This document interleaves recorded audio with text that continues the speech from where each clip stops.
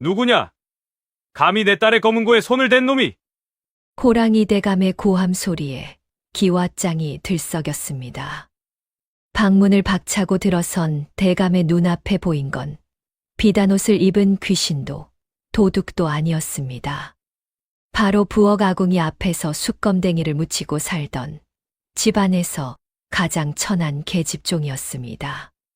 죽여주시옵소서, 마님. 바들바들 떠는 노비를 향해 대감이 칼을 높이 쳐든 그 순간 기이한 일이 벌어집니다. 서슬퍼런 칼이 툭 하고 바닥에 떨어지더니 천하의 호랑이 대감이 어린아이처럼 엉엉 통곡을 하기 시작한 겁니다. 도대체 그날 밤 빗소리에 묻힌 사랑채 안에서는 무슨 일이 있었던 걸까요? 사연 시작 전 구독 한 번만 눌러주신다면 그곳으로 행운이 가득 깃들기를 바라겠습니다. 천둥과 번개가 요란하게 내리치며 기와 지붕을 때리는 늦은 밤이었습니다. 최대감 대 가인들은 호랑이 대감의 불호령이 떨어질까 두려워 숨을 죽인 채 사랑채 근처에는 얼씬도 하지 않았답니다. 안채의 불은 모두 꺼졌으나 사랑채에는 제사상에 올린 향 연기만이 희미하게 새어나오며 10년 전 죽은 딸을 기리는 무거운 침묵이 감돌고 있었지요. 최대감은 조정에서 호랑이라 불릴 만큼 성정이 대쪽같고 엄격한 인물이었어요. 한 번 화를 내면 온 집안이 벌벌 떨 정도였거든요. 특히 10년 전 외동딸 매화를 잃은 뒤로는 웃음을 완전히 잃고 불면증에 시달려 왔답니다. 매화가 검은고를 타던 사랑채는 아무도 건드려서는 안 되는 성역이 되어버렸지요. 이 집에서 가장 천한 신분인 부엌대기 옥부는 아궁이 불씨를 살피라는 지시를 받고 부엌에서 나왔어요. 22살의 옥부는 어려서부터 이 집에서 자라온 처지였답니다. 부모도 모르고 자란 고아 신세로 매일 아궁이 불을 떼고 설거지를 하며 하루하루를 살아왔지요. 거센 비바람에 덜컹거리는 사랑채 문틈 사이로 번쩍이는 번개 불빛이 새어나오는 것을 목격했어요. 문틈으로 보이는 것은 대감이 목숨보다 아끼는 붉은 비단에 쌓여 있다가 바람에 살짝 드러난 검은 자아 검은고의 자태였답니다. 어머나! 옥부는 가슴이 두근거렸어요. 아기씨가 살아계실 때 담장 너머로 들려오던 그 애절하고 아름다운 검은고 소리가 귓가에 맴돌았거든요. 평소라면 감히 쳐다보지도 못할 곳이었지만 옥부는 빗소리에 섞여 들리는 환청 같은 검은고 소리에 홀린 듯 진흙 묻은 버선발로 사랑채 마루 위를 밟았습니다.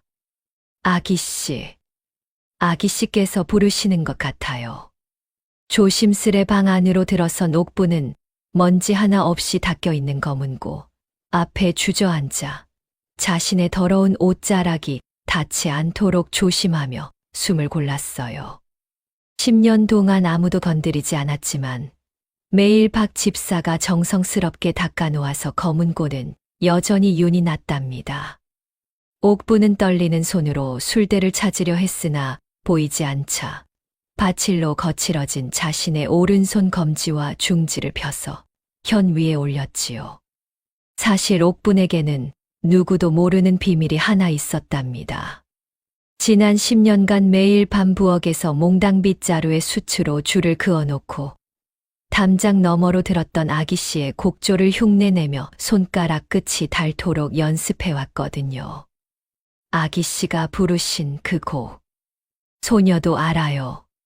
추운 겨울밤이면 손가락이 얼어붙어도, 더운 여름밤이면 온몸이 땀범벅이 되어도 옥부는 매일 밤 빗자루 검은고로 연습을 멈추지 않았어요. 그것이 죽은 아기씨에 대한 그리움이었는지 아니면 타고난 재능의 갈망이었는지 옥분 자신도 알 수 없었답니다. 옥분의 손가락은 마치 수천 번 연습한 동작처럼 자연스럽게 현을 짚고 빗자루가 아닌 진짜 검은고 줄의 탄성을 느끼며 첫음을 튕겼어요. 아, 첫음은 둔탁했으나 이내 옥분의 손가락은 기이할 정도로 빠르게 움직이며 빗소리를 뚫고 처절하고 날카로운 선율을 사랑채 가득 채웠답니다. 10년간의 연습이 한순간에 폭발하듯 쏟아져 나왔지요. 거친 손가락이 팽팽한 현에 쓸려 살갗이 터지고 피가 배어 나오는데도 옥부는 고통조차 느끼지 못한 채 무아지경에 빠져 눈물 젖은 눈으로 허공을 응시했어요. 아기씨, 소녀의 마음이 닿나요? 소녀의 이 한스러운 마음이. 그때 연주하던 곡은 아기씨가 죽기 직전까지 매달렸던 미완의 곡이었답니다. 아기씨는 그 곡을 완성하지 못한 채 세상을 떠났고 세상 그 누구도 그 곡의 선율을 알지 못했거든요. 한편 안채에서 불면증에 시달리며 딸의 초상화를 들여다보던 최대감은 빗소리 사이로 들려오는 익숙한 곡조에 귀를 의심했어요. 이것이 어찌 된 일인가. 대감은 벌떡 자리에서 일어나며 가슴을 두드렸답니다. 그 곡은 분명히 죽은 딸 매화만이 알고 있던 곡이었거든요.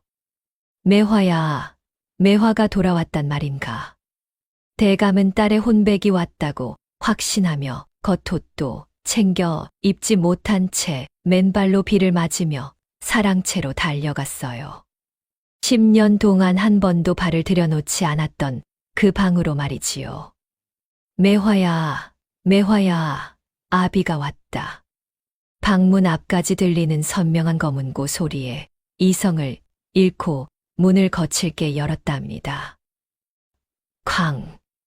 그런데 최대감이 본 것은 딸의 자리에 앉아있는 비단옷을 입은 딸이 아니라 젖은 누더기를 걸친 천한 옥분이었어요. 대감은 경악하여 그 자리에 얼어붙었답니다. 너는 누구냐?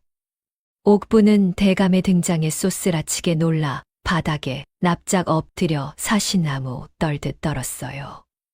죽을 죄를 지었습니다. 천한 것이 감히 대감마님의 검은고를 건드렸습니다. 감히 누가 이 검은고를.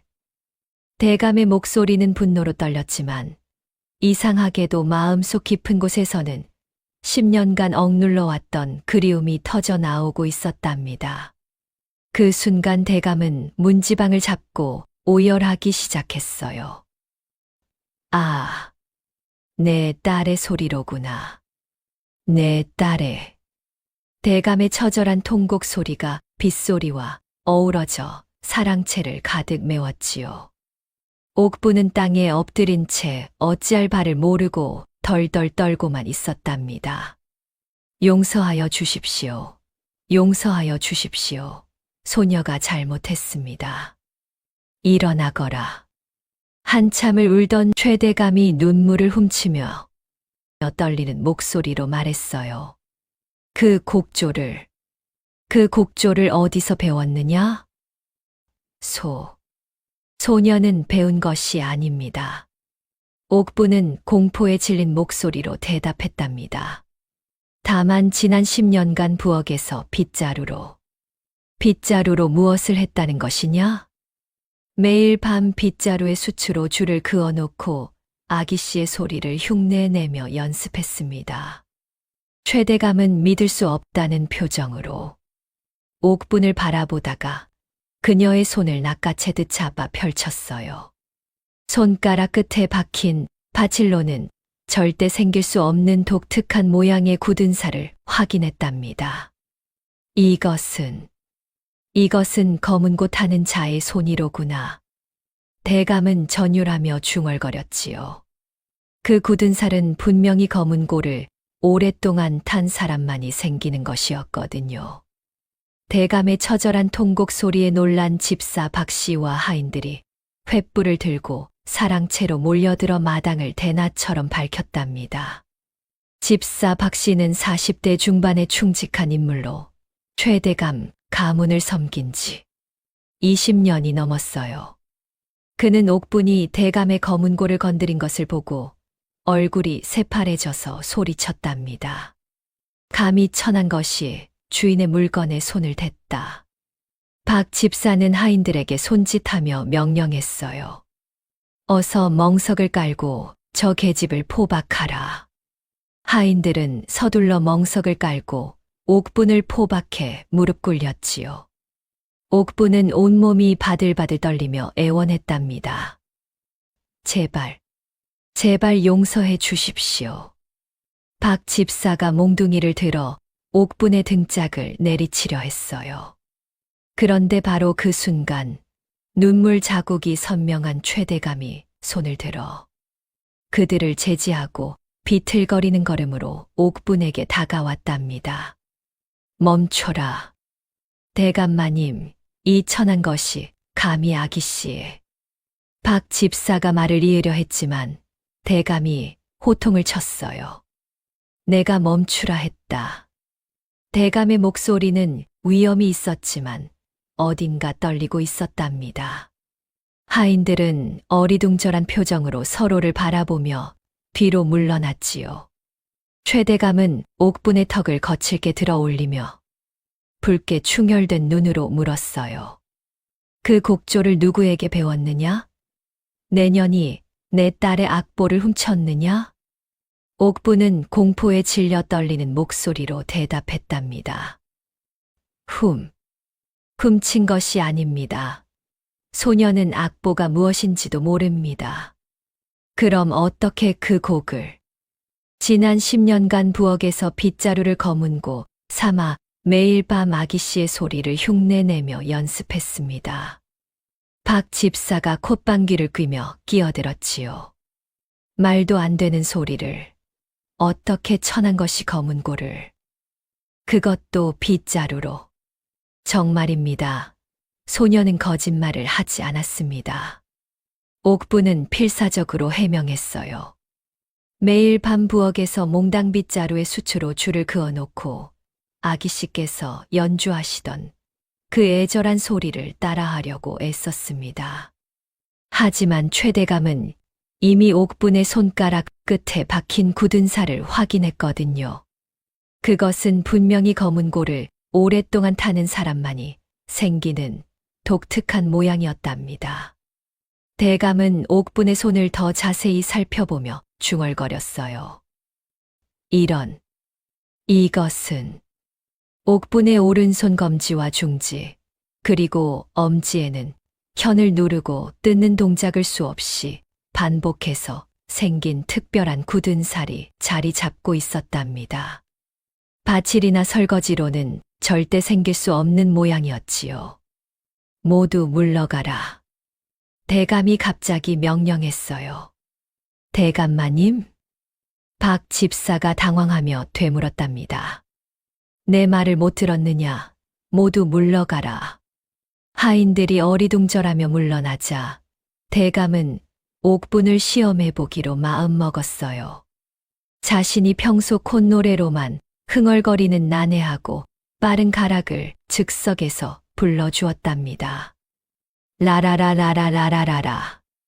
그것은 매화가 어려서 배우다가 포기했던 복잡한 곡이었지요. 대감도 가락만 기억할 뿐 정확한 연주법은 알지 못하는 어려운 곡이었답니다. 이 가락을 쳐보거라. 옥분은 잠시 눈을 감고 대감의 소리를 머릿속으로 되뇌더니 피 묻은 손가락으로 거문고 줄을 짚어가며 그 가락을 연주하기 시작했어요.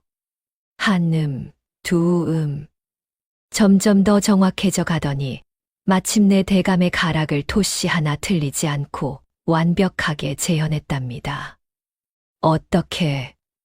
어떻게 이런 일이. 대감은 입을 다물지 못했어요. 한 번 들은 가락을 그렇게 완벽하게 재현하다니.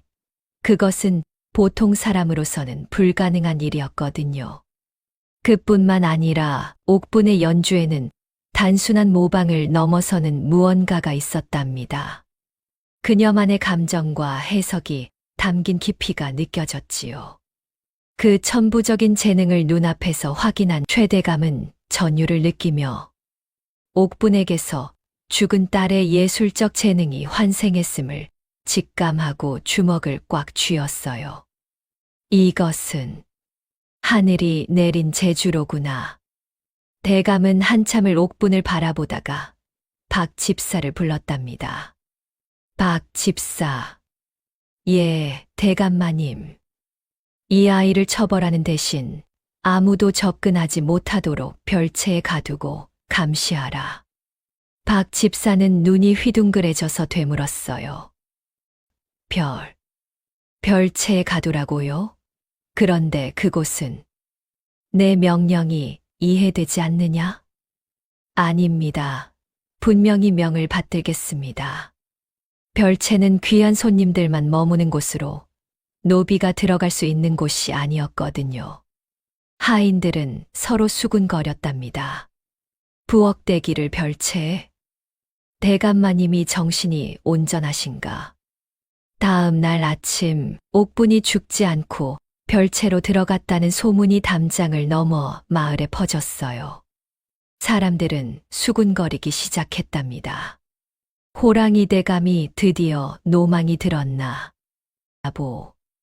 부엌대기가 별채에 들어갔다니 세상에. 그 엄한 분이 어찌 그런 일을. 최대감은 별채에 갇힌 옥분에게 최고급 비단옷과 기름진 음식을 넣어 주었어요. 하지만 평생 거친 밥만 먹던 옥분은 불안감의 음식에 손도 대지 못하고 구석에 웅크려 있었답니다. 이게 다 무슨 일인가? 소녀가 무슨 죄를 지었기에? 옥분은 하루 종일 두려움에 떨며 지냈어요. 대감이 왜 자신을 죽이지 않고 이런 곳에 가둔 것인지 이해할 수 없었거든요. 그날 밤이 되자 대감은 직접 별채 문을 열고 들어갔답니다. 두려움에 떠는 옥분에게 딸이 쓰던 흑단으로 만든 술대를 건넸지요. 내 손가락이 더 이상 망가지지 않게 이것을 써라. 옥분은 술대를 받아들고 바들바들 떨었어요. 대감마님, 소녀가 감히 이런 귀한 물건을. 그 술대는 매화가 아끼던 물건이었답니다. 최고급 흑단으로 만들어진 것으로 은실로 정교한 무늬까지 새겨진 귀한 것이었지요. 내 딸의 소리를 다시 한번 들려다오. 대감은 나직이 부탁했어요. 술대를 쥔 옥분의 손과 옥분을 바라보는 대감의 눈빛이 교차했답니다. 두 사람 사이에는 주인과 노비가 아닌 예인 대 예인으로서의 기묘한 긴장감이 흘렀지요. 옥분은 조심스럽게 술대를 잡고 검은고 앞에 앉았어요. 정말로 쳐도 되겠습니까? 쳐보거라. 술대를 사용한 옥분의 연주는 손가락으로 연주할 때와는 차원이 달랐답니다. 소리가 더욱 맑고 깊어졌지요. 대감은 눈을 감고 그 소리에 빠져들었어요. 그래, 이것이로구나. 이것이 내가 그리워했던 10년 만에 다시 들어보는 검은고 소리였지만 이상하게도 낯설지 않았답니다. 마치 매화가 연주하는 것 같은 착각이 들 정도였지요. 그날 밤 이후로 대감과 옥분 사이에는 묘한 관계가 시작되었답니다. 누구도 이해할 수 없는 음악으로 연결된 특별한 인연이었지요. 며칠 뒤 대감의 정적이자 과거 딸의 죽음과 연관된 호조 참판 김씨가 문안 인사를 핑계로 대감의 집을 방문했답니다. 김 참판은 50대 초반의 비릿한 인상을 가진 남자였어요. 10년 전 매화의 혼담을 두고 최대감과 크게 다툰 적이 있었지요. 당시 김 참판은 자신의 둘째 아들과 매화의 혼담을 추진했지만 대감이 완강히 거절했거든요. 그 일로 앙심을 품고 있던 김 참판은 은밀히 매화에게 독을 먹여 죽음에 이르게 한 장본인이었답니다. 물론 그 누구도 이 사실을 알지 못했지요. 김참판은 마당을 들어서자마자 별채 쪽을 유심히 살폈어요. 평소와 다른 분위기를 감지했거든요. 최대감, 오랜만이요. 김참판이 이런 곳까지 무슨 일로 최대감은 내심 불쾌했지만 예의상 차를 대접했답니다. 김참판은 대감과 마주 앉은 찻자리에서 비릿한 웃음을 흘리며 말했어요. 요즘 댁내에서 밤마다 여인의 거문고 소리가 들린다는데 숨겨둔 기생이라도 생긴 것이오? 최대감은 찻잔을 내려놓으며 불쾌한 기색을 드러냈어요. 무슨 말씀이신지 모르겠소. 호호, 그러시오. 마을 사람들이 모두 수군거리는데. 김참판은 눈을 가늘게 뜨며 계속했답니다. 과부가 된 지 10년이나 되었으니 외로움을 달랠 여인 하나쯤은 두고 싶으실 테지만 말이오. 하지만 양반이 기생을 집안에 들이는 것은 김참판. 최대감이 더 이상 참지 못하고 자리에서 벌떡 일어났어요. 말이 지나치오. 아, 그럼 댁내의 거문고 소리는 귀신이 치는 것이오? 하하하.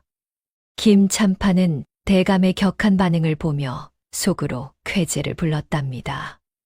뭔가 숨기고 있는 것이 틀림없다고 확신했거든요.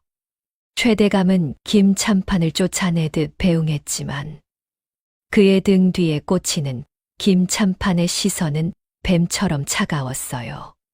김참판은 대문 밖을 나서자마자 심어둔 첩자를 불러 은밀히 지시했답니다. 별채에 숨겨진 여인이 누구인지 정확히 알아와라. 분부대로 하겠습니다. 첩자는 말 대신 눈짓으로 답하며 사라졌지요. 그날 밤 첩자는 부엌대기 하녀 막순에게 접근했어요. 막순은 20살의 순진한 처녀로 평소 예쁜 치장을 좋아했답니다. 막순아, 요즘 댁내 분위기가 어떠냐? 첩자는 고급 은비녀를 꺼내 보이며 물었어요. 어머, 이게 뭐예요? 막순은 은비녀를 보자 눈이 휘둥그레졌답니다. 너에게 주려고 가져온 것이다. 요즘 별채에 누가 머물고 있는 것 같던데. 정말 이걸 저한테 주시는 거예요. 막순은 비녀를 받아들고 기뻐하며 말했지요. 별채에 누가 있는지는 잘 모르겠지만 부엌대기 옥분이가 사라진 날부터 별채로 고기 반찬이 들어가더라고요. 옥분이라고? 예, 그 아이 며칠 전부터 종적을 감췄어요. 처음에는 도망친 줄 알았는데 첩자는 더 자세한 정보를 캐냈답니다. 그 옥분이라는 아이는 어떤 아이였느냐? 글쎄요, 평소 말수도 적고 조용한 아이였어요. 그런데 이상한 게 밤마다 부엌에서 뭘 하는지 소리가 났거든요. 밤마다. 네, 똑똑하는 소리가. 뭘 두드리는 것 같았어요. 첩자의 보고를 받은 김참판은 서재에서 중얼거렸답니다. 천안 부엌대기가 사라졌는데 별채에서 거문고 소리가 난다고. 김참판은 대감이 노비에게 빠져 정신을 놓았다고 추리했어요. 이것은 좋은 기회로구나. 천안 노비를 첩으로 삼아 양반의 딸처럼 꾸미고 국법을 어지럽히는 강상죄. 조선시대에는 신분제가 엄격해서 양반이 천민과 관계를 맺는 것은 큰 죄였거든요. 김참판은 이를 확실한 증거로 만들어 대감을 파직시키고 재산을 몰수할 수 있음을 간파했지요. 하지만 확실한 증거가 필요하다. 옥분의 존재를 세상에 알리고 대감을 망신 줄 절호의 기회를 기다려야겠어. 한편 별채 안에서는 옥분이 대감의 지도 아래 악보 보는 법을 익히며 빠르게 성장하고 있었어요. 하지만 바깥 세상의 험악한 분위기는 전혀 감지하지 못했답니다. 이 음표는 무엇을 뜻하는 것입니까? 그것은 현을 굵게 누르라는 뜻이다. 아, 그렇군요. 그럼 이것은요? 대감은 참을성 있게 옥분에게 악보를 가르쳐 주었어요. 옥분의 학습 속도는 놀라울 정도였답니다. 며칠 만에 기본적인 악보를 읽을 수 있게 되었고, 복잡한 기법들도 금세 익혔지요. 참으로 신기한 일이다. 이런 재능을 본 적이 없어. 대감은 감탄하며 중얼거렸답니다. 그런데 김참판의 움직임이 심상치 않음을 느낀 대감은 어느 날 새벽 아무도 몰래 옥분의 노비 문서를 꺼내 화로에 던져 태워버렸어요. 타오르는 불길을 보며 대감은 중얼거렸지요. 이제 너는 노비가 아니다. 양인으로 살아가거라. 노비 문서가 없으면 옥분의 신분을 증명할 수 없었거든요. 대감은 미리 위험을 막으려 한 것이었답니다. 김참판은 대감의 환갑연이 다가온다는 소식을 듣고 그 자리에서 조정의 대신들이 보는 앞에서 옥분의 정체를 폭로하여 대감을 사회적으로 매장시킬 계획을 짰어요. 환갑연이라. 완벽한 기회가 아닌가. 환갑연 초대장을 받은 김참판은 회심의 미소를 지으며 자신의 사병대장에게 은밀히 명령했답니다. 잔치 당일 대감의 집을 포위하고 대기하라. 내가 신호를 보내면 즉시 들어가서 현장을 장악해라.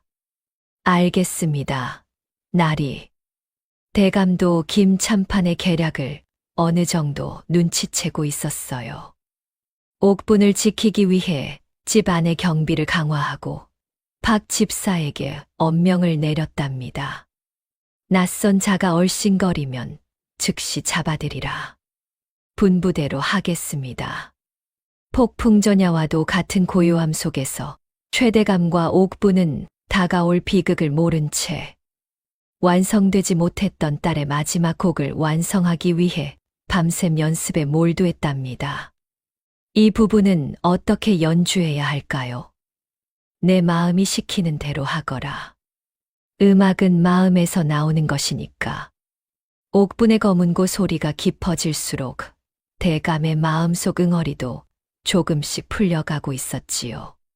하지만 담장 너머에서는 김참판의 첩자들이 은밀히 감시하고 있었고 마을에서는 점점 더 흉흉한 소문들이 퍼져나가고 있었답니다.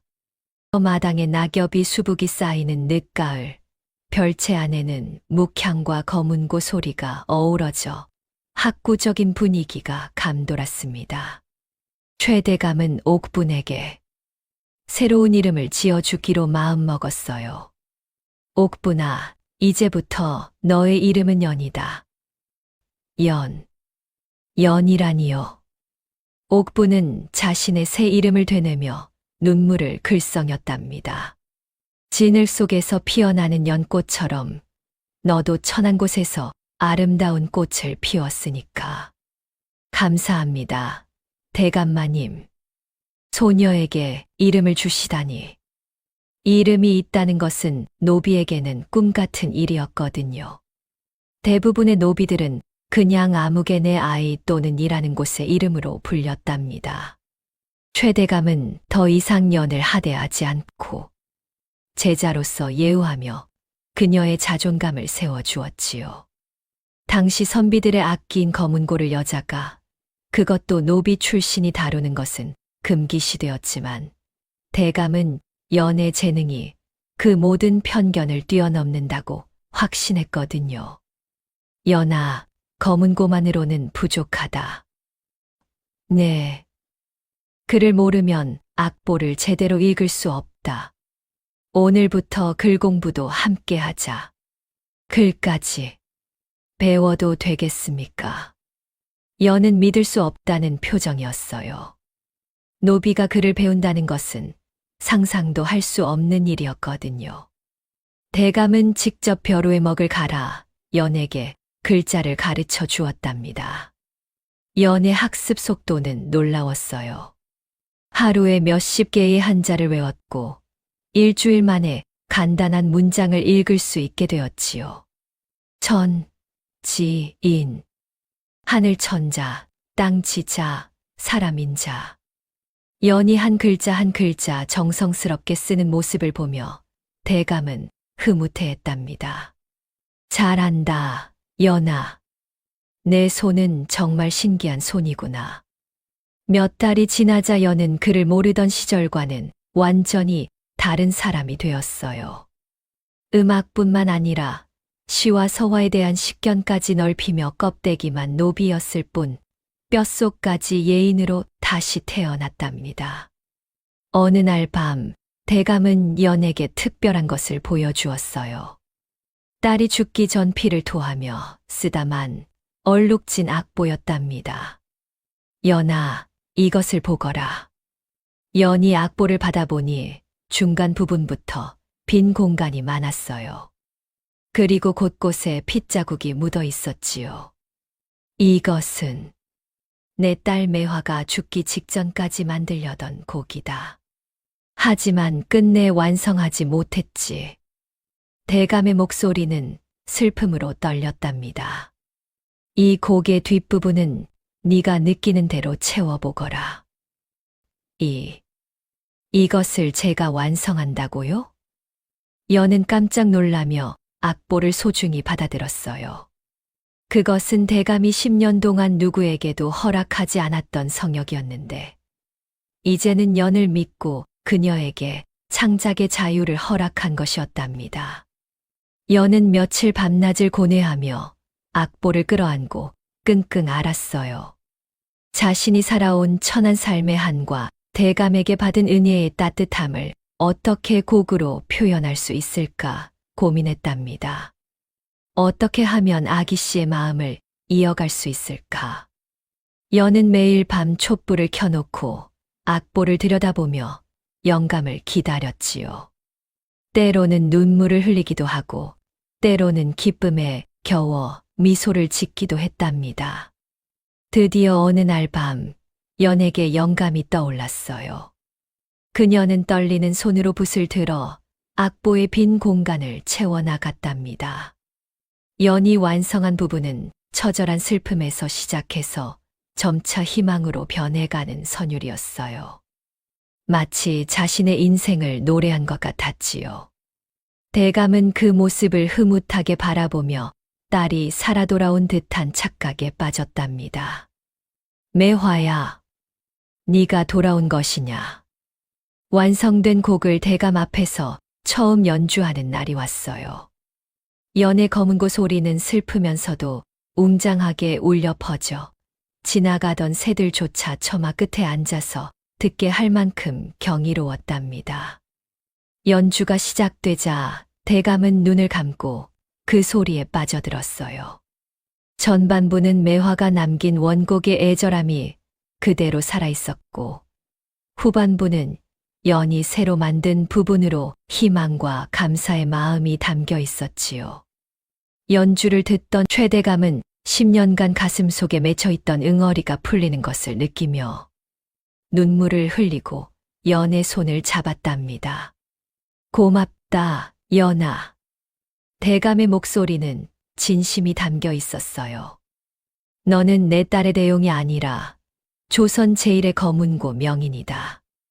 대감의 인정에 연은 엎드려 오열하며 대감의 발등에 눈물을 쏟았어요.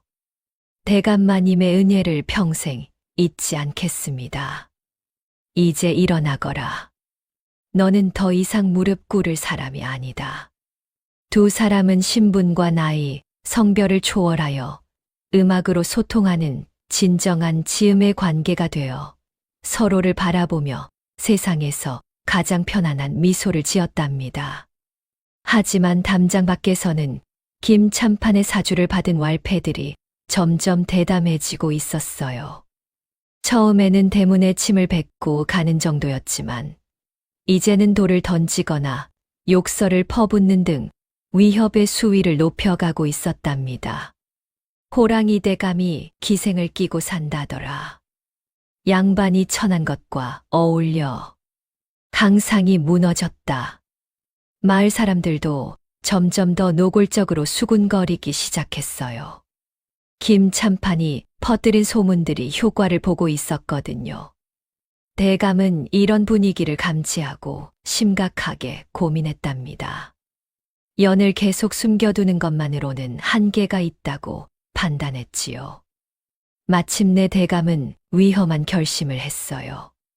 환갑연 당일 연을 숨기는 대신 세상에 공개하여 그녀의 실력을 인정받게 하고 김참판의 모함을 실력으로 정면 돌파하겠다는 것이었답니다. 연아, 내일 환갑연에서 네가 연주를 해야 한다. 세상 사람들 앞에서 말입니까? 그렇다. 두려우냐? 연은 대감의 결심을 전해 듣고 두려움에 떨었지만 자신을 사람으로 만들어준 대감을 위해 목숨을 걸고 최고의 연주를 하겠다고 다짐하며 검은고 줄을 팽팽하게 조였어요. 무엇이 두렵겠습니까? 대감마님이 계시는데. 그날 밤 연은 마지막 연습에 몰두했답니다. 내일이면 자신의 운명이 결정될 것이라는 것을 알고 있었거든요. 드디어 대감의 환갑 잔칫날이 왔답니다. 새벽부터 하인들이 분주히 움직이며 잔치 준비에 여념이 없었어요. 마당에는 화려한 오색 차일이 쳐지고 전국 각지에서 온 산의 진미가 상다리가 부러지도록 차려졌지요. 박 집사는 하인들을 지휘하며 분주히 돌아다녔답니다. 어서 상을 더 높이 올려라. 오늘은 대감마님의 환갑이시다. 음식 나르는 순서도 잊지 말고. 조정의 대신들과 김참판 일당이 하나둘 자리를 채우며 도착했어요. 겉으로는 축하 인사를 건네지만 속으로는 대감의 몰락을 구경하러 온 사람들로 북적였답니다. 최대감, 환갑을 축하하오. 오래 기다렸던 날이군요. 묘한 긴장감이 흘렀지요. 김참판은 상석에 앉아 비릿한 미소를 지으며 때를 기다렸답니다. 술이 몇 순배 돌고 취기가 오르자 좌중의 분위기도 점점 달아올랐어요. 대신들은 정치 이야기를 나누며 웃음을 터뜨렸지만 그 웃음 속에는 계산이 숨어 있었답니다. 요즘 조정 분위기가 어떻소? 글쎄요, 여러 가지로 복잡하지요. 김참판은 적당한 시점을 기다리다가 드디어 입을 열었어요. 그런데 최대감, 요즘 댁내에서 밤마다 검은고 소리가 들린다던데. 좌중이 조용해졌답니다. 모든 시선이 김참판과 최대감에게 집중되었지요. 그게 무슨 말이오? 최대감이 경계심을 드러내며 반문했어요. 아, 모르시는 채 하시는군요. 대감께서 선비의 아끼인 검은고를 계집에게 가르쳤다는데 그 해괴한 재주나 한번 봅시다. 김참판의 도발에 좌중이 술렁였답니다. 정말입니까? 검은고를 여자가, 그것도 집안에서. 좌중이 숨을 죽이고 대감의 입만 바라보는 가운데 최대감은 잠시 고민에 빠졌어요. 이미 각오한 일이었지만 막상 순간이 닥치니 주저되었답니다. 하지만 연을 평생 숨겨둘 수는 없는 일이었지요. 마침내 최대감은 당당한 표정으로 결심을 굳혔어요. 좋소. 보여드리지요. 대감이 사랑채 문을 활짝 열어젖히자 모든 사람들의 시선이 그곳으로 쏠렸답니다. 대감의 신호에 따라 고운 비단옷을 입고 머리를 단정히 올린 연이 장막귀가 아닌 사람들 앞 한가운데 마련된 연주석으로 걸어 나왔어요. 저 여자가 누구요? 얼굴이 참 고우군. 그런데 어디서 본 듯한. 수군거리는 사람들 속에서 연은 온몸이 떨렸답니다. 이렇게 많은 사람들 앞에 서본 것은 처음이었거든요. 연은 떨리는 손으로 검은고를 잡았지만 대감의 따뜻하고 묵직한 눈빛에 용기를 얻어 깊은 심호흡을 했어요. 대감마님을 위해 최선을 다하겠습니다. 연이 검은고 앞에 단정히 앉자 잔칫집의 소란스러움이 점차 가라앉았답니다. 모든 사람들이 호기심 어린 눈으로 그녀를 바라보고 있었지요. 연이 처음을 튕기자 청아하고 묵직한 소리가 잔칫집을 단번에 잠재우고 바람 소리조차 멈춘 듯한 정적이 흘렀어요. 어머, 이런 소리가. 연의 손끝에서 시작된 연주는 점차 고조되어 갔답니다. 처음에는 조심스럽고 애절한 선율로 시작되었지만 점점 더 웅장하고 격정적인 가락으로 변해갔지요. 마치 폭포수가 쏟아지고 천둥이 치는 듯한 역동적인 연주였어요. 연의 손가락은 현 위에서 춤을 추듯 움직였고 그때마다 새로운 선율이 태어났답니다. 참석한 사람들은 천한 출신의 여자라고는 믿기지 않는 고고하고 압도적인 소리에 넋을 잃었어요. 몇몇 노대신들은 죽은 대감딸 매화를 떠올리며 눈시울을 붉혔답니다. 이것은 매화 아기씨의 연주와 흡사하군. 어떻게 이런 신의 경지로다. 연의 연주는 사람들의 마음 깊은 곳을 건드렸어요. 슬픔과 기쁨, 절망과 희망이 교차하는 복잡한 감정을 음악으로 표현해냈거든요. 김참판조차 연의 압도적인 실력에 잠시 할 말을 잃고 멍하니 입을 벌리고 바라보다가 자신이 꾸민 계략이 수포로 돌아갈까봐 초조하게 술잔을 만지작거렸답니다. 이럴 수가. 정말 저런 실력이. 연주가 절정에 다다르자 연은 마지막 힘을 다해 연주했어요. 그녀가 완성한 매화의 유작 부분이었답니다. 처절한 슬픔에서 시작해서 점차 희망으로 승화되는 아름다운 선율이었지요. 마지막 음이 길게 여운을 남기며 끝나자 잠시의 정적이 흘렀어요. 모든 사람들이 그 감동의 순간에 빠져 있었답니다. 그리고 잠시 뒤 우레와 같은 박수갈채와 환호성이 터져 나왔어요. 훌륭하다. 이런 연주를 듣다니. 정말 놀랍구나. 최대감은 자리에서 일어나 연에게 다가가 만인이 보는 앞에서 그녀의 어깨를 감싸며 나직이 속삭였답니다. 수고했다, 내 딸아. 연은 생전 처음 받아보는 환대와 박수, 그리고 대감의 인정에 감격하여 눈물을 흘렸어요. 그 순간만큼은 온전한 한 명의 예술가로서 빛났답니다. 감사합니다. 정말 감사합니다. 대감과 연이 서로를 마주보며 가장 행복한 미소를 짓는 그 찰나였어요. 그런데 바로 그때 마당 입구에서 우렁찬 소리와 함께 무장한 관군들이 들이닥쳤답니다. 어명이다. 잔치상은 순식간에 뒤집어지고 비명을 지르는 하객들 사이로 김참판이 의기양양한 표정으로 걸어 나오며 잔치는 아수라장이 되었어요. 최대감은 천민을 양반으로 속이고 국법을 어지럽힌 죄로 체포한다. 김참판, 이것이 무슨 짓이오. 이제 그 더러운 정체가 드러났소. 순식간에 환가변의 기쁨이 절망으로 바뀌었답니다. 들이닥친 관군. 환가변의 환호가 비명으로 바뀐 다음 날 새벽, 김참판이 미리 손을 써둔 사헌부 관리들이 최대감 댁 대문을 부수고 들이닥쳤답니다. 쾅, 쾅, 쾅. 문을 열어라. 사헌부 관리다. 박 집사가 서둘러 대문을 열자 10여 명의 관군들이 칼을 든 채 마당으로 밀려 들어왔어요. 그들의 우두머리 격인 사헌부 관리가 두루마리를 펼치며 큰 소리로 외쳤답니다. 최대감은 천민을 양반으로 속여 국법을 유린하고 영모 자금을 마련하기 위해 기생 노름을 했다는 죄목으로 즉시 체포한다. 무슨 소리요? 나는 역적이 아니요.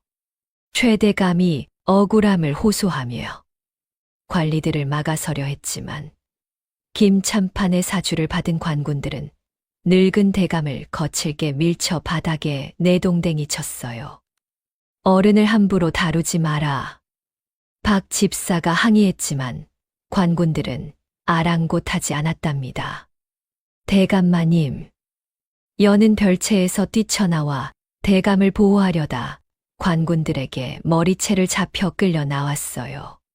죄인처럼 포박당해 감옥 수레에 실렸답니다. 연아. 대감은 멀어지는 연을 보며 피를 토할 듯 절규했어요. 그간의 과로와 충격이 겹쳐 가슴을 부여잡고 피를 한 움큼 토하며 혼절했답니다. 대감마님. 박 집사가 부르짖었지만 이미 늦었어요. 하인들이 서둘러 대감을 안채로 옮겼지만 대감의 얼굴은 새하얗게 질려 있었답니다.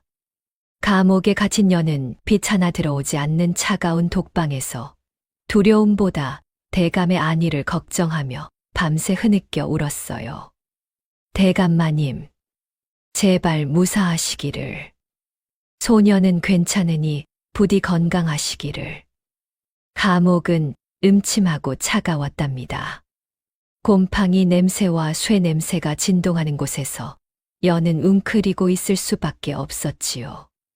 그날 밤 연의 감옥에 김참판이 찾아왔어요. 그는 비릿한 미소를 지으며 비열한 거래를 제안했답니다.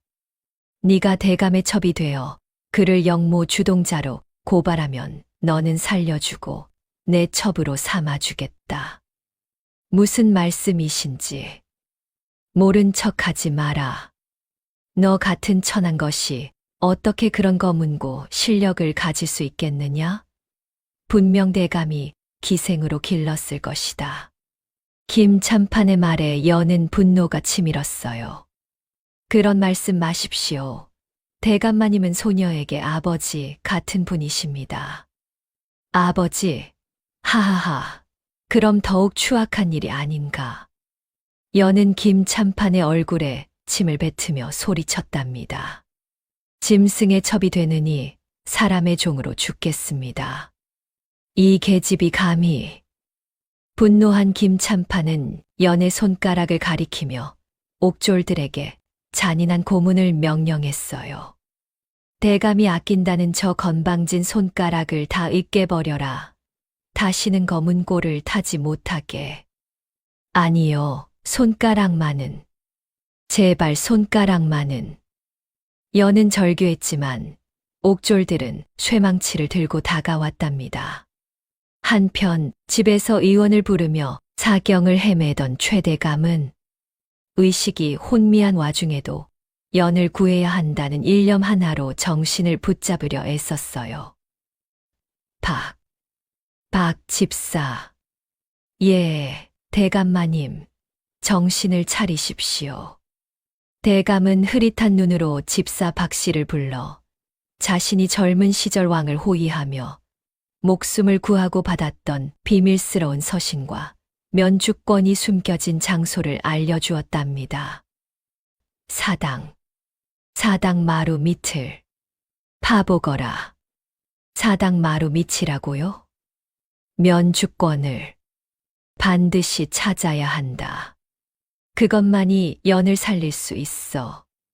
면주권은 왕이 목숨을 구해준 신하에게 내리는 특별한 패로 한 번만 사용할 수 있는 죽음을 면하는 권리였어요. 박 집사는 대감의 명을 받들기 위해 관군들이 지키고 있는 집안을 몰래 빠져나가 비밀 장소인 사당 마루 밑을 파헤쳤답니다. 여기 있구나. 한참을 파헤친 끝에 박 집사는 비단에 쌓인 작은 나무 상자를 발견했어요. 그 안에는 왕의 어세가 찍힌 면주권과 함께 대감이 왕을 구한 일을 증명하는 서신이 들어있었답니다. 고문으로 손가락이 으깨질 위기에 처한 여는 손이 망가지면 다시는 대감을 위해 연주할 수 없다는 생각에 공포에 질려 비명을 질렀어요. 제발, 손가락만은 대감마님을 위해 연주해야 합니다. 조용히 해라. 내 주제에 무슨 연주냐? 옥졸이 망치를 들어 올리려 하는데 갑자기 감옥 밖에서 소란이 일었답니다. 누구냐? 감옥에 함부로 들어올 수 없다. 사헌부 박 집사다. 급한 서신을 전해야 한다. 박 집사가 금품을 뿌리며 옥졸들을 매수해 연에게 면주권의 존재를 알려주었어요. 연이야, 희망을 잃지 마라. 대감마님이 너를 구할 방법을 마련해 두셨다. 김참판은 연의 처형 날짜를 3일 뒤로 잡고 이를 대감에게 알리며 그가 고통 속에 죽어가게 만들려는 잔인한 계획을 실행에 옮겼답니다.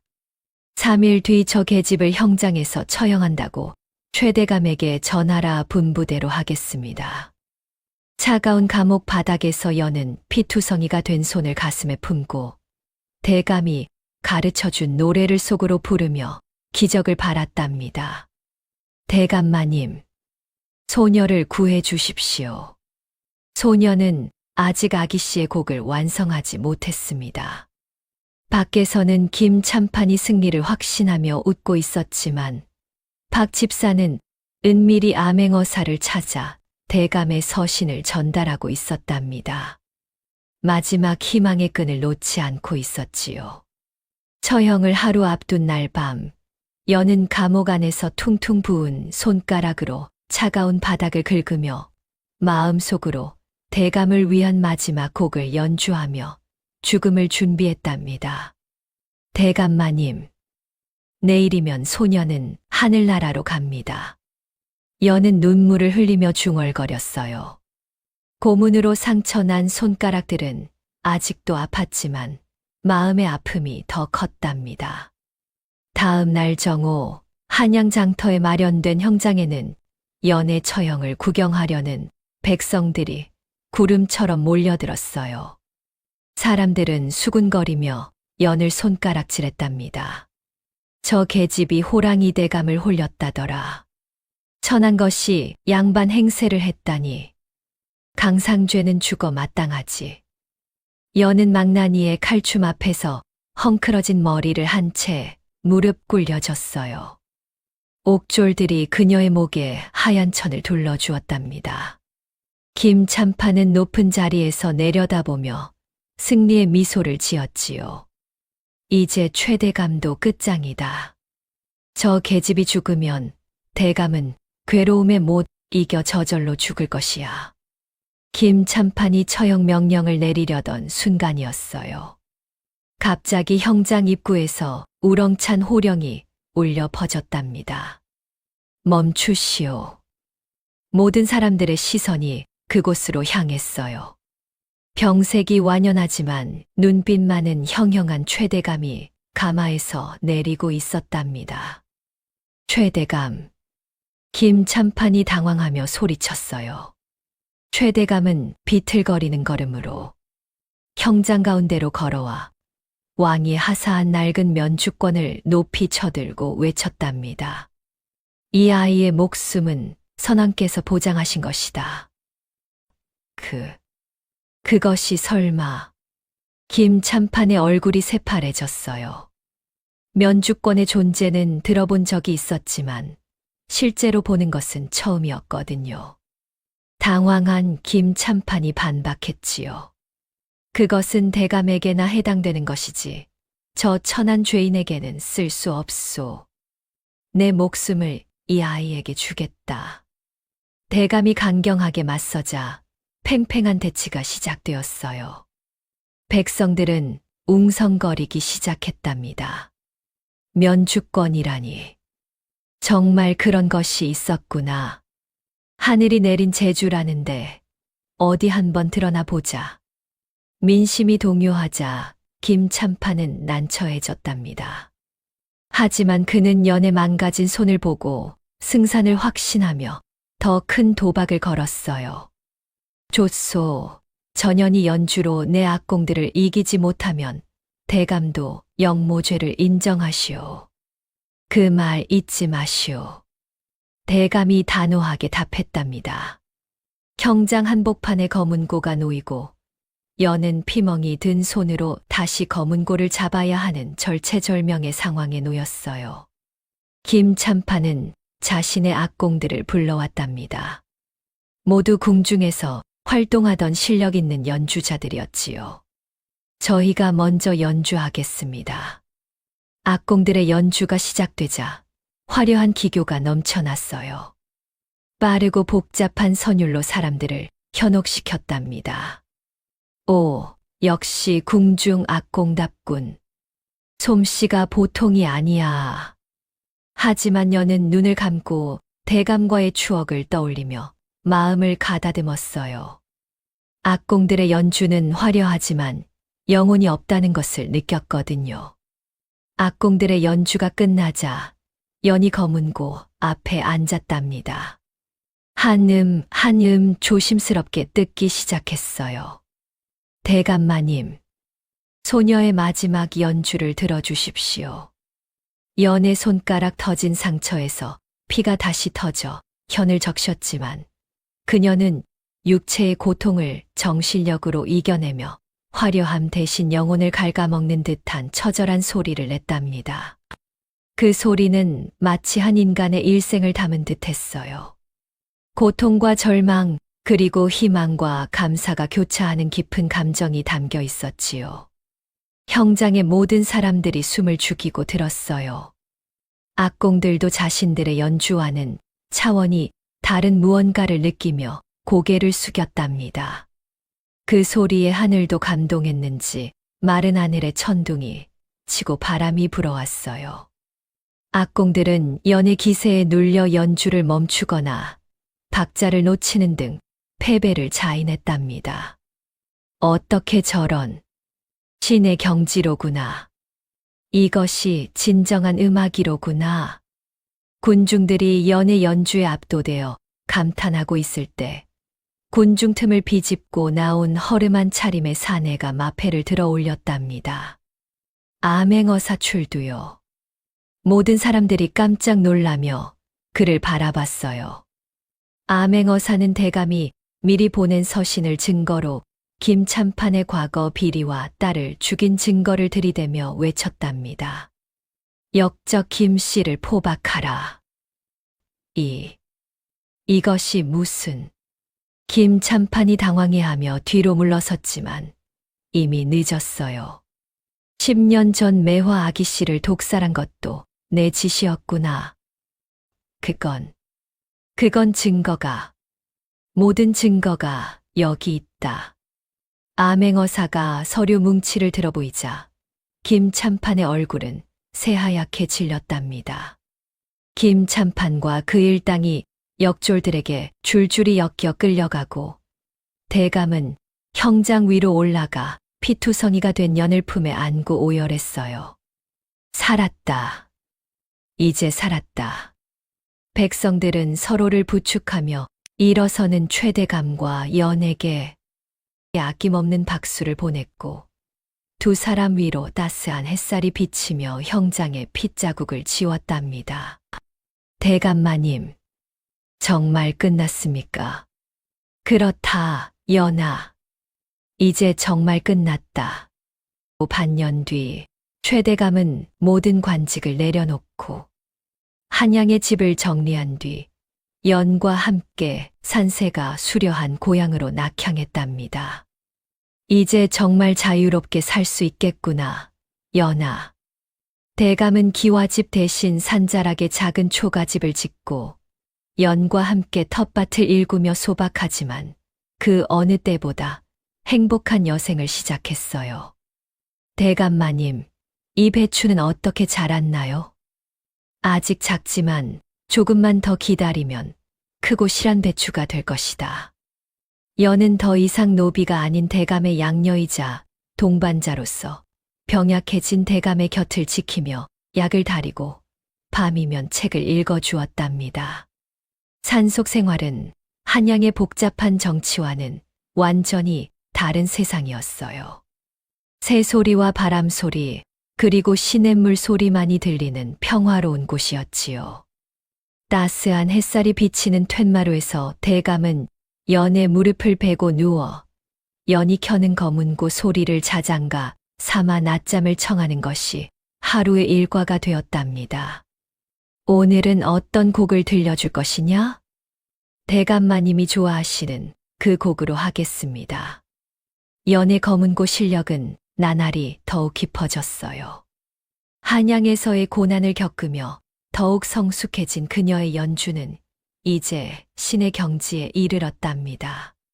산속 생활은 평화롭기 그지없어서 두 사람의 검은고 합주 소리는 산짐승들과 지나가는 바람만이 듣는 유일한 관객이었지요. 가끔 마을에서 올라오는 사람들이 있으면 연의 연주 소리에 이끌려 한참을 머물다 가곤 했어요. 저 할아버지와 따님의 연주는 정말 하늘이 내린 소리군요. 그런 검은고 소리는 처음 들어봅니다. 하지만 대감과 연은 세상 사람들의 찬사보다도 서로가 있다는 것만으로 충분히 행복했답니다. 계절이 몇 번 바뀌고 어느 늦가을 밤이었어요. 대감은 자신의 죽음이 임박했음을 직감하고 떨리는 손으로 연의 손을 꼭 잡았답니다. 연아. 예, 대감마님. 연도 대감의 상태가 심상치 않음을 알고 있었어요. 요 며칠 대감의 기력이 눈에 띄게 쇠해가고 있었거든요. 너를 만나 내 인생의 혹독한 겨울이 비로소 봄이 되었다. 대감의 목소리는 약했지만 진심이 담겨 있었답니다. 대감마님, 매화를 잃고 10년 동안 살아야 할 이유를 찾지 못했는데 너를 만나고 나서야 삶의 의미를 되찾았다. 그런 말씀 마십시오. 대감마님은 소녀에게 새 생명을 주신 분이십니다. 고맙다, 연아. 정말 고맙다. 대감이 마지막 유언을 남기고 편안한 미소를 지으며 눈을 감자 연은 곡소리를 내어 우는 대신 밤새도록 대감이 가장 좋아했던 곡을 연주하며 그의 영혼을 배웅했답니다. 안녕히 가십시오, 아버지. 연은 처음으로 대감을 아버지라고 불렀어요. 그것이 자신의 진심이었거든요. 대감의 장례식은 화려하지 않았으나 연의 검은고 소리가 3일 밤낮으로 산자락을 휘감아 조문 온 마을 사람들의 눈시울을 붉게 만들었어요. 저런 애틋한 검은고 소리는 처음 들어봅니다. 정말 지성으로 모신 분이었나 보네요. 연은 대감의 무덤가에 작은 움막을 짓고 3년상을 치르며 비가 오나 눈이 오나 아침 저녁으로 검은고를 타며 대감의 넋을 위로했답니다. 3년상이 끝난 후에도 연은 대감 곁을 떠나지 않았어요. 가끔 말에서 혼담 이야기가 나오기도 했지만 연은 정중히 거절했답니다. 세월이 흘러 백발의 노인이 된 연은 여전히 대감의 무덤가를 지키며 전설적인 검은고 명인으로 불렸지만 세상 밖으로는 나오지 않았어요. 가끔 산을 오르던 젊은 나그네들이 무덤가에서 들려오는 신비한 연주 소리에 이끌려 다가가면 늙은 연이 허공을 향해 미소 지으며 연주하는 모습을 볼 수 있었답니다. 어느 날 한 젊은 나그니가 물었지요. 할머니, 누구를 위해 연주하십니까? 연은 주름진 얼굴로 하늘을 응시하며 대답했어요. 저기 별이 된 호랑이 한 마리를 재우고 있답니다. 호랑이요? 그래요. 무섭고 엄한 호랑이였지만 소녀에게는 세상에서 가장 따뜻한 아버지였어요. 연의 이야기는 점점 전설이 되어 사람들 사이에 전해졌답니다. 검은고의 신선이 된 여인의 이야기, 신분을 초월한 진정한 사제지간의 이야기가 되어 후세에 길이 남게 되었지요. 연이 세상을 떠날 때까지 산자락에는 매일 밤 아름다운 검은고 소리가 울려 퍼졌어요. 그 소리를 들은 사람들은 모두 가슴 깊이 무언가 따뜻한 것이 전해진다고 했답니다. 화면은 연의 손끝에서 흩어지는 검은고 선율과 대감의 무덤가에 핀 하얀 들꽃, 그리고 처마 끝에서 바람에 흔들리는 풍경 소리를 비추며 긴 여운 속에 서서히 암전되었답니다. 이것이 호랑이 대감과 곡비 연의 이야기였어요. 신분과 편견을 뛰어넘은 진정한 지음의 아름다운 이야기였답니다. 이렇게 호랑이 대감과 곡비 연의 이야기가 끝이 났습니다. 천한 신분에서 태어났지만 하늘이 내린 재능을 품고 있던 옥분이 연이라는 이름을 얻고 진정한 예인으로 거듭나는 과정은 우리에게 많은 것을 생각하게 합니다. 신분과 편견의 벽을 음악이라는 순수한 예술로 뛰어넘은 두 사람의 인연은 참으로 아름다웠지요. 최대감은 잃어버린 딸에 대한 그리움을 연을 통해 치유받았고, 연은 대감을 통해 진정한 스승이자 아버지를 만났습니다. 서로 다른 상처를 가진 두 영혼이 음악을 매개로 만나 서로를 구원한 이야기였어요. 무엇보다 진정한 예술은 출신이나 신분이 아니라 마음에서 우러나온다는 것. 그리고 진심으로 누군가를 아끼고 사랑하는 마음이 얼마나 큰 힘을 가지는지를 보여준 감동적인 이야기였습니다. 오늘의 이야기가 당신의 마음에 작은 울림을 드렸다면 앞으로도 따뜻하고 행복한 이야기들로 찾아뵐 수 있도록 구독과 좋아요를 눌러주세요. 그리고 사연의 주인공을 위한 따뜻한 말씀도 댓글로 부탁드립니다. 당신의 오늘이 인생 최고의 하루가 되길 응원하겠습니다. 감사합니다.